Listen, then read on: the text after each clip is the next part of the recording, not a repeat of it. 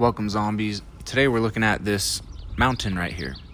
Maybe it's a pyramid. We'll talk a little bit more about that. But more specifically, if you look at the bottom of it, there's this old ruined architecture poking out of it, jutting out of it, that we're going to take a close-up look at.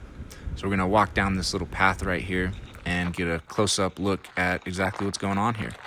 And if you look at kind of like the left side here, you can see the mountain. And like specifically the top left of the screen, you can see some of its rock formation. And just like I do in a lot of my other videos, I'm proposing the question, is this old ruined architecture that we're calling a mountain, is this mine right here that we're looking at that's jutting out of it, is this a piece of what this whole mountain used to be? Did this whole mountain used to look like this architecture that we're looking at right here? Or is this really just an abandoned mining project that they abandoned in 1928? And let's just remind ourselves that Americans didn't get out to Utah until like the 1860s.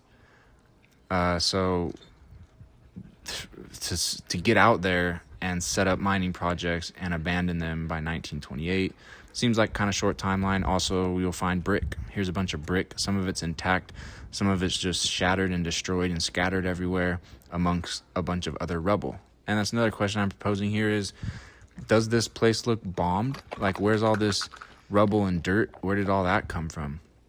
I don't think that's natural accumulation over the last 100 years. Seems like a bit of a stretch to me. It kind of looks like this place wasn't just abandoned, but it was bombed, like destroyed.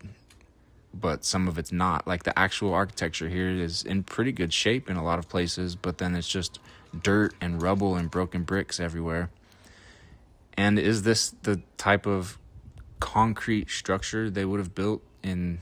Oh, I'll pull up some more details on this mine specifically after I finish showing you this footage, but if you look at it as like just old architecture, it looks like pretty cool architecture, but it does have a little bit of a factory type of feel to it with like the huge cylinders and cones and stuff. So I don't know. I don't have a fully formed opinion here other than I don't believe the stories about it. That's basically where I land on all this stuff. And this valley right here that it overlooks is called the Goshen Valley.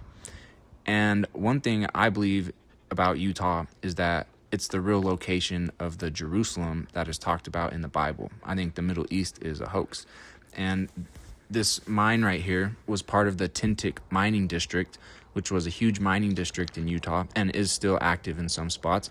And there's a bunch of other huge mining districts also in Utah. Right now in this shot, I walked up higher to look a little bit farther down at it and then also look up towards the top of the mountain or pyramid maybe. But when you read the Bible about King Solomon and what he built in Jerusalem, it says specifically, actually, let me just pause this and show you right here. It says right here in 2 Chronicles 2:7, "Send me now therefore a man cunning to work in gold, silver, brass, iron." And then if you go down a little bit more, it says that can skill to grave with the cunning men that are with me in Judah and in Jerusalem. So this is gold, silver, and brass being brought in and worked in Jerusalem.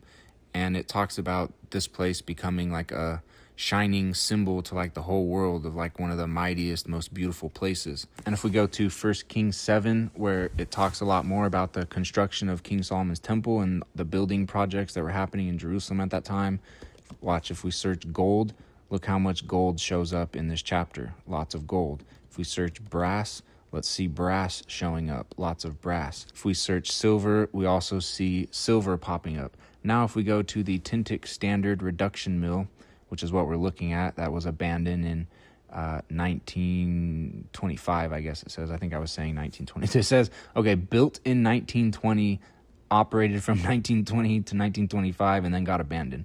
So it was built in 1 year. Okay, yeah, I hadn't actually read this part, or I skipped it, I guess, when I read this page. But yeah, that's ridiculous. There's no way this was built in 1 year and then abandoned in less than 5 years. That's ridiculous. So something else is definitely going on here.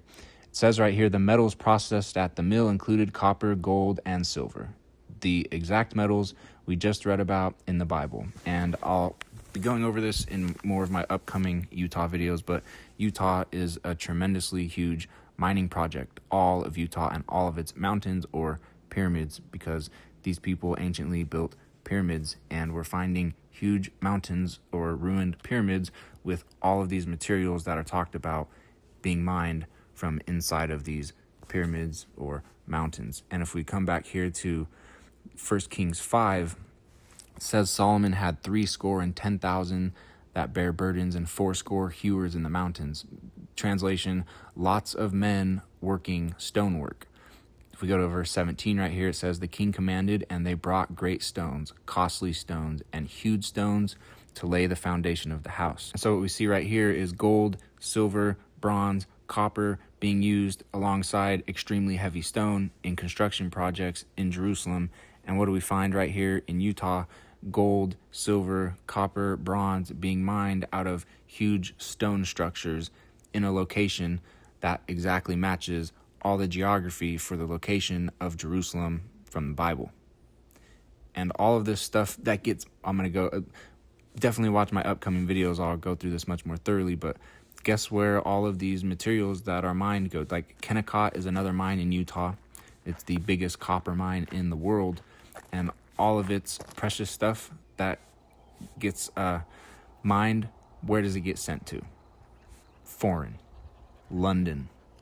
Great Britain. Like, that's not for us. It's not for the Americans. When I look at Utah, I see a large land full of ancient stone ruins, of ancient stone castles, ancient stone pyramids, and it's been since as far as history will show us, like in modern times, it's been heavily mined, and is still being heavily mined for these exact materials that are described in the construction projects in Old Jerusalem in the Bible. And this valley right here that I showed you, that this overlooks, which is called the Goshen Valley, is where they built the Jerusalem temple set for the Bible series called The Chosen.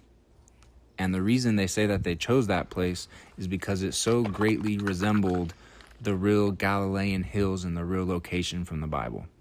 And I would say they are deceptive and mocking and thinking they're funny, because this is actually the real location. But this whole area is mighty peculiar. And I haven't even talked about the Mormons and how the Mormons are what's going on with the Mormons in this area.